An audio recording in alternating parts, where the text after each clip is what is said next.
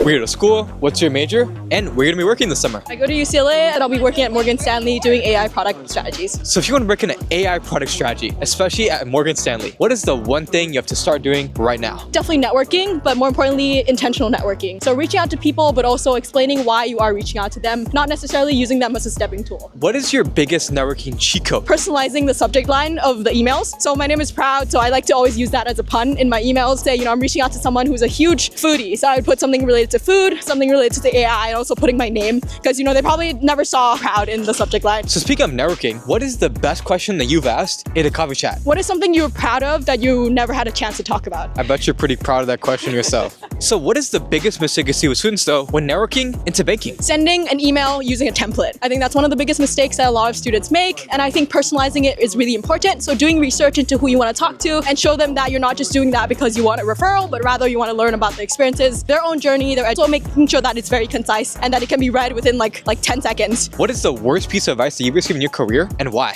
Fake it till you make it, because oftentimes that comes off as overconfidence. Also, sometimes, all the times, influencers, interviewers know that you're bluffing. What I like to think of instead, using it as an idea, is owning what you know, but also being curious about what you don't know. How do you utilize AI to help recruit for this role? Personally use OpenAI's ChatGPT in order to tailor my resume. So using it to analyze job descriptions, to find the right keywords, and also understanding how you could position yourself better. And what is the one thing that CS students are not doing enough of? I think utilizing the resources that are around us. For example, a lot of students kind of tend to build the projects in a more creative niche, kind of looking beyond the problems that we kind of see on the surface level, right? And what is your biggest recruitment hot take? Also, don't discredit cold applying, because oftentimes I've landed interviews at a lot of big companies just from cold applying, just making sure that you're tailoring your resumes, showing that you're interested in the role, and also making sure that you're applying really fast.